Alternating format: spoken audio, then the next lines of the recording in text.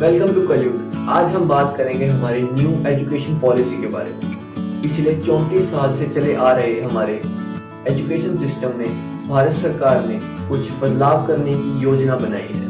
तो चलिए बात करते हैं इस योजना के सभी इम्पोर्टेंट पॉइंट्स के बारे में।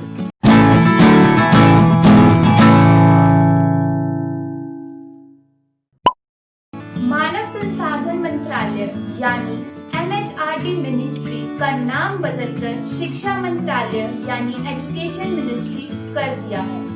अब HRD मिनिस्टर को शिक्षा मंत्री कहा जाएगा। उच्च शिक्षा या हायर एजुकेशन यानी 12वीं के बाद की पढ़ाई अब मल्टीपल एंट्री और मल्टीपल एग्जिट हो जाएगी। इसे समझने के लिए उदाहरण के तौर पर मान लीजिए कि किसी स्टूडेंट ने BCA में एडमिशन लिया और किसी कारणवश वह पढ़ाई कंटिन्यू नहीं कर पाया, तो उसका वह 1 साल खराब नहीं जाएगा, बल्कि उसे 1 साल का सर्टिफिकेट मिलेगा। अगर वो 2 साल बाद पढ़ाई छोड़ता है तो उसे डिप्लोमा का सर्टिफिकेट मिलेगा, और अगर उसने 3 साल का कोर्स कंप्लीट किया तो उसे डिग्री मिलेगी। और एक इम्पोर्टेंट बात ये है कि स्टूडेंट जो है वो अपनी पढ़ाई कभी भी कंटिन्यू कर सकता है। ऐसी व्यवस्था बनाई जाएगी कि अगर कहीं और एडमिशन लिया जाए तो यह रिकॉर्ड कंसीडर किया जाएगा। अगर आपका कोर्स पूरा नहीं हुआ लेकिन जितना किया उसका क्रेडिट आपको मिलेगा।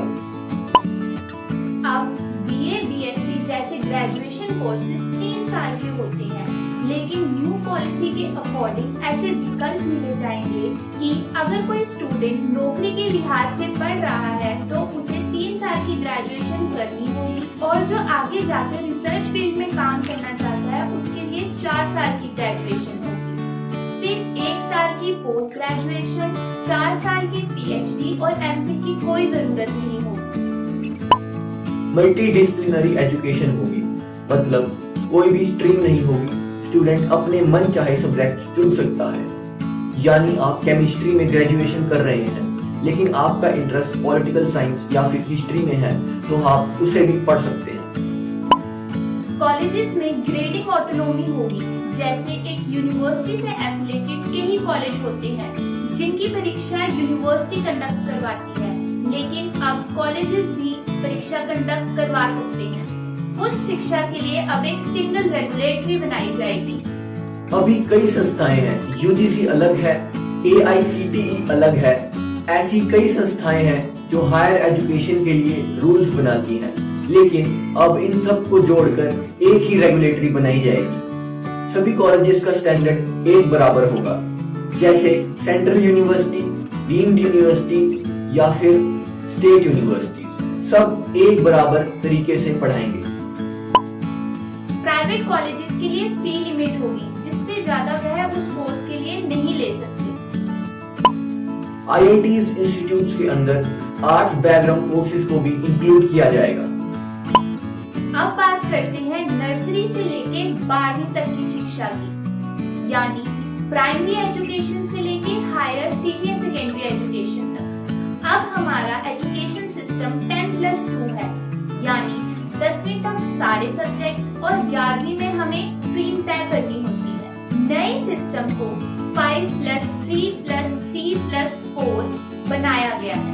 पहले 5 साल pre nursery to class 2nd तक, उसके बाद 3 साल class 3rd to class 5th तक, उसके बाद 3 साल class 6th to class 8th तक, उसके बाद 4 साल class 9th to class 12th तक, और 9वीं से लेकर 12वीं तक एक समान माने जाएंगे, जिसमें सब्जेक्ट्स गहराई में पढ़ाए जाएंगे। मतलब स्ट्रीम चुनने की कोई जरूरत नहीं होगी, मल्टी स्ट्रीम पढ़ाई होगी। यानी अगर फिजिक्स वाले चाहें तो वह हिस्ट्री भी पढ़ पाएंगे। एक्स्ट्रा करिकुलम एक्टिविटीज यानी स्पोर्ट्स या म्यूजिक को भी एज अ सब्जेक्ट कंसीडर किया जाएगा। ऐसे इंटरेस्टिंग सब्जेक्ट्स को एक्स्ट्रा नहीं माना जाएगा। 3 से 6 साल के बच्चों के लिए एक अलग पाठ्यक्रम तय होगा, जिसमें उन्हें खेल के तरीकों से सिखाया जाएगा और टीचर्स को भी इसकी ट्रेनिंग दी जाएगी। कक्षा 1 से लेके 3 साल के बच्चों को लिखना पढ़ना आ जाए, इस पे खास जोर दिया जाएगा। इसके लिए नेशनल मिशन शुरू किया जाएगा। बेकायदा इंटर्नशिप भी होगी, जिसमें वह किसी कॉर्पोरेटर के यहाँ, किसी लॉन्ड्री वाले के यहाँ या किसी शॉपकीपर के यहाँ जाकर काम सीखेंगे। 6th क्लास से ही बच्चों को प्रोजेक्ट बेस्ड लर्निंग दी जाएगी और उन्हें साथ साथ कोडिंग भी सिखाई जाएगी। स्कूल के सिलेबस में बदलाव किए जाएंगे, नए तरीके से करिकुलम बनाया जाएगा और वह ऑल ओवर इंडिया सेम रहेगा। 5वीं क्लास तक बच्चों को उनकी मातृभाषा में पढ़ाया जाएगा। 12वीं के बाद कॉलेज में एडमिशन लेने के लिए एक कॉमन एंट्रेंस एग्जाम होगा। इसके लिए नेशनल असेसमेंट सेंटर बनाए जाने की भी बात सामने आई है। सरकार ने शिक्षा पर खर्च बढ़ाने का फैसला किया है। उन्होंने कहा है कि अब से जीडीपी का 6% हिस्सा शिक्षा पर खर्च होगा और अब तक 4.3% खर्च हो रहा है। बोर्ड एग्जाम्स में बच्चों की actual knowledge, MCQs, multiple choice questions, descriptive questions के जरिए टेस्ट की जाएगी और बच्चों की रटने की आदत को खत्म किया जाएगा। ये योजना कैबिनेट के द्वारा अप्रूव की जा चुकी है। बस अब पार्लियामेंट के द्वारा अप्रूव होते ही ये योजना लागू हो जाएगी। उम्मीद है आपको सभी पॉइंट्स समझ आए होंगे। अगर आपको इसके बारे में पूरी डिटेल जानकारी चाहिए तो स्क्रीन पर शो हो रही वीडियो को आप क्लिक कर सकते हैं। अगर आपको हमारी ये वीडियो अच्छी लगी है तो प्लीज इसे लाइक कीजिए, शेयर कीजिए और हमारे चैनल को सब्सक्राइब कर लीजिए। और सब्सक्रिप्शन बिल्कुल ही फ्री है।